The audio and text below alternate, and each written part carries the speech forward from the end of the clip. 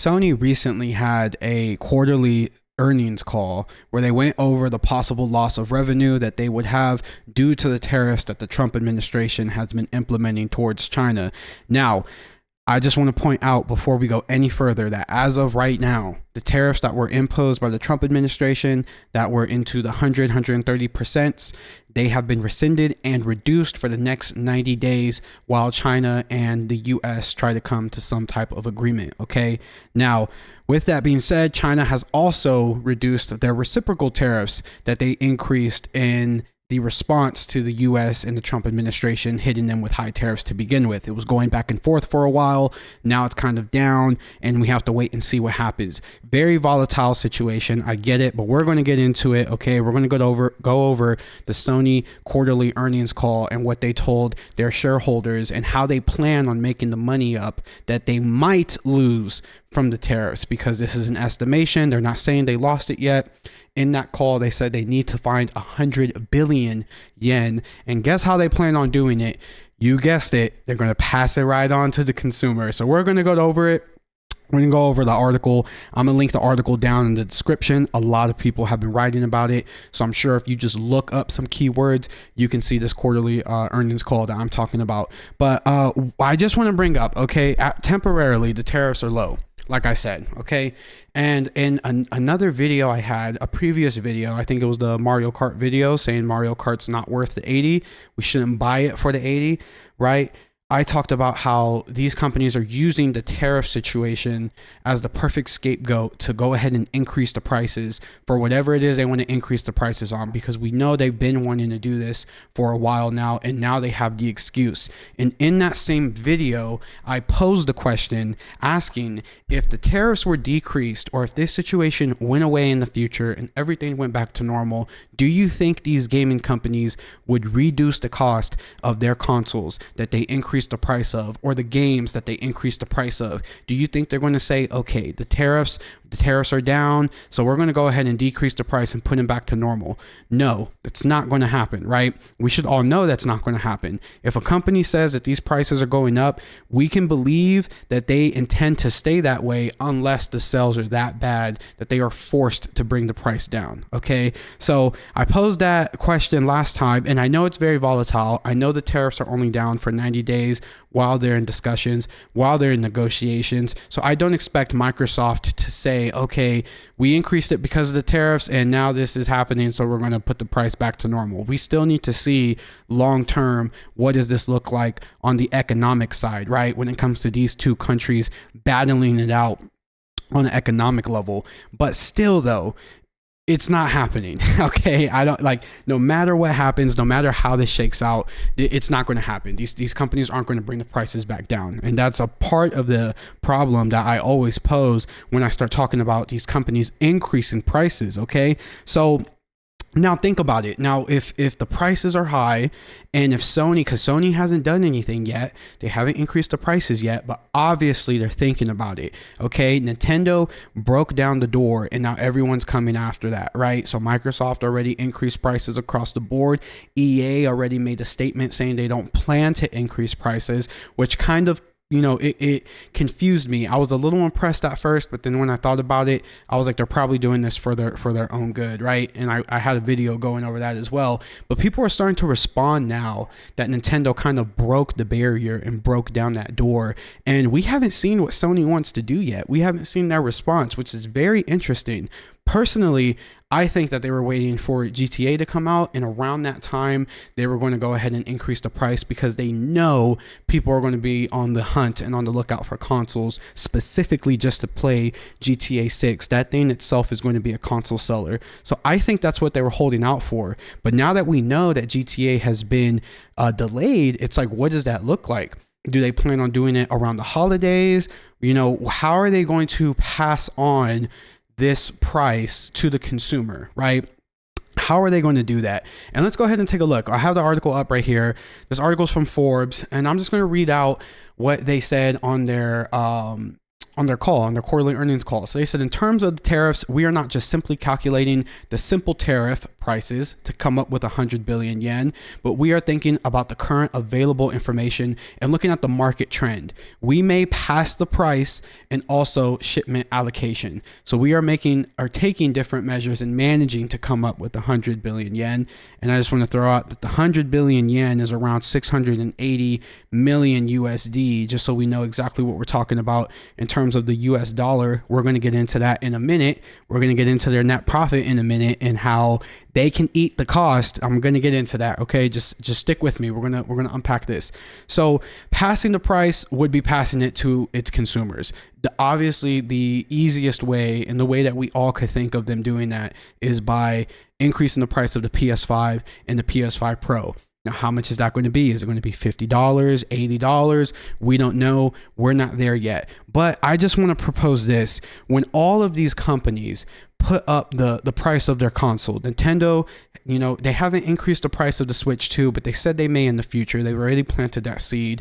Microsoft increased the price of their consoles, which it doesn't make any sense because no one's buying Xboxes, and then PlayStation might follow suit in the future. So if all of these companies increase the price of their consoles, I just want you to think about when it comes time for Christmas or any other time where these consoles are usually on sale, $50 off, $100 off sometimes, right? We're going to be paying the normal price that it was, because realistically right now, with how volatile the tariff situation is and how much revenue these companies are making in net profit, not just revenue in general, net profit, when they pay off everybody, they're still making billions of dollars. Sony made $8 billion, almost $8 billion for the year of 2024, that whole entire fiscal year, and that was net profit. So when we start talking about these numbers, these companies do not need to squeeze pennies and try to nickel and dime their customers in order to make profit. They are making insane amounts of profit. And most of these companies, they are increasing profits year over year by 10, 15%. I believe Sony increased they saw a 17% increase for the fiscal year of 2024 as compared to 2023. And they made 7.8 billion US dollars that year. So even if they ate the cost of this 100 billion yen, they would still be making over $7 billion. And that's if they hit even at the end of 2025. These companies don't need the extra money. They can eat the cost. Okay.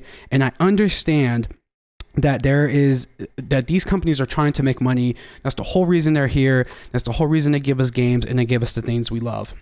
But I just want to say, I think there's a fine line between giving the consumer what they want, right, and charging enough to where you make profit, but also making it more accessible to your consumers. Sony has the chance here to flip the script and completely shit on the competition. Like, just imagine if Sony said and came out and told everybody that we are not going to increase the price of our games or our consoles because we want to remain as accessible as we possibly can to as many people as we possibly can. We want to put as many PlayStations in the hands of as many consumers as they want them, right? If all these consumers want PlayStations, we want to meet the need. Imagine they came out and said that.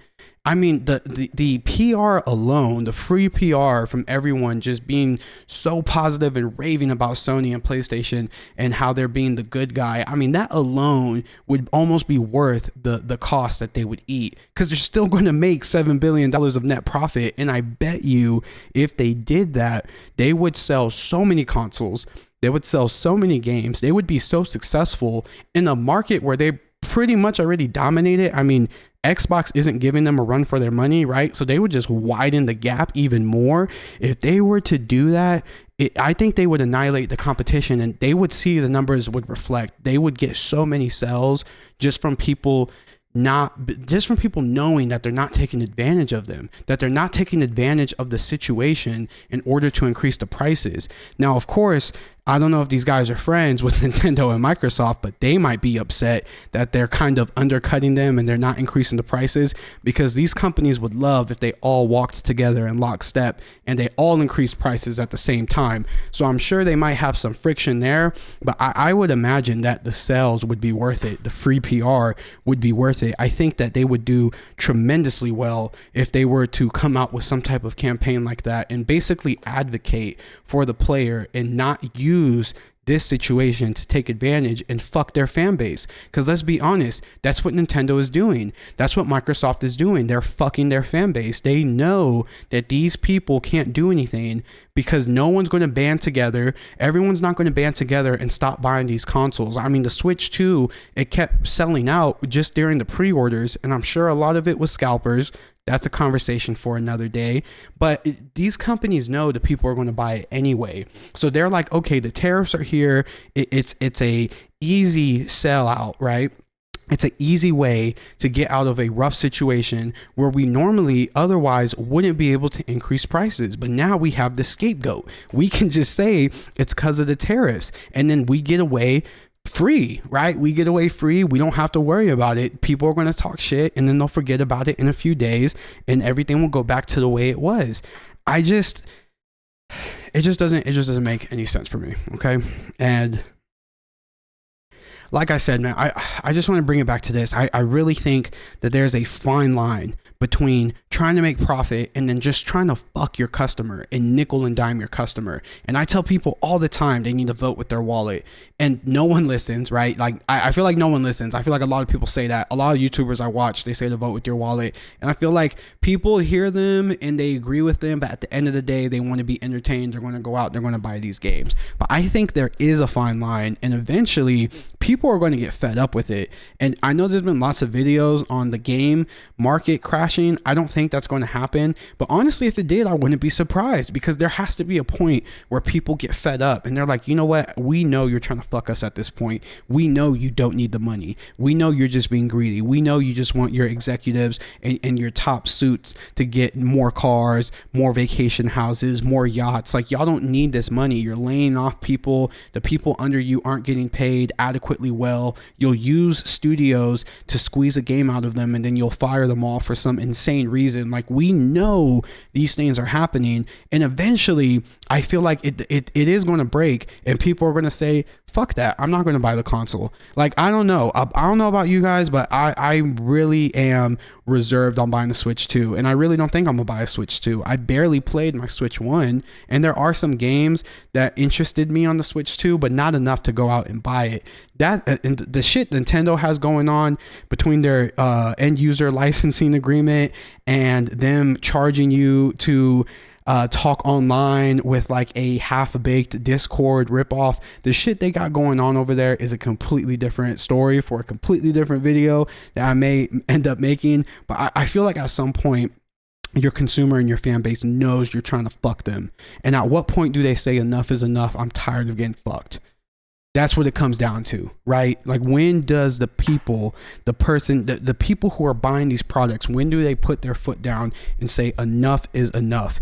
And we've seen what happens when something starts off extremely well, right? As a passion project, they're trying to appease their customers and their consumers. We've seen what happens when it transitions from that to they're just trying to squeeze money and time out of their consumers, right? World of Warcraft, Destiny 2, the Wii U was a fucking nightmare, right? All the Assassin's Creed games, all of the Call of Duty games. I mean, there's so many things that we've seen where it starts off good and progressively it just turns into a cash grab, and it becomes like a shell of its former self. Like, all the passion, all the fire goes away, it dissipates, and there's nothing left but this shell of its former self, and you just can't help but feel sorry that this is what it is. Like, when you look at Call of Duty and you see how it just feels lifeless sometimes, like, you can tell there's no passion. They're just like trying to turn out these games and trying to get more money.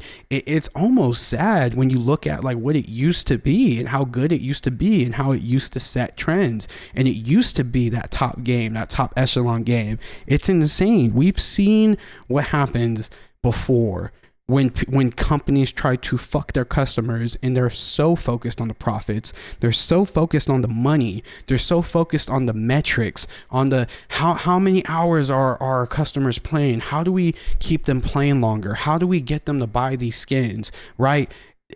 We've seen it, and this is where it's going. Sony has a chance to prove the entire gaming industry wrong. They have a chance to prove the entire gaming industry wrong. And if they do, and they come out and they don't increase prices, I know for a fact they would do extremely well on sales, because the PR would be so, I mean, people would be singing praises for Sony. They already do. The PS5 is already that console. They won this console war. So if they came out and just widened the gap by doing that, I think it would really show these other companies that you can't fuck your customers and expect to not get fucked in the end. You know what I mean? Like, I just don't know. I think PlayStation, they have a chance to make something happen here. They do. They have two routes. They have two choices. Which one are they going to take? I don't know. Which one are they going to take?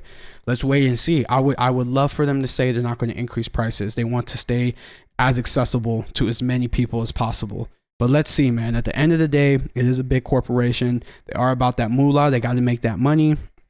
I get it, but let's see what happens. Let me know what you think. Do you think that the PlayStation will increase in price across the board? PS5, the PS5 Pro, the disc model, the non-disc model, the accessories, right? Like the disc player that comes with the PS5 Pro, the controllers. How far do you think Sony is going to take this, right? Do you think they're going to try to undercut Microsoft and Nintendo and not increase those prices?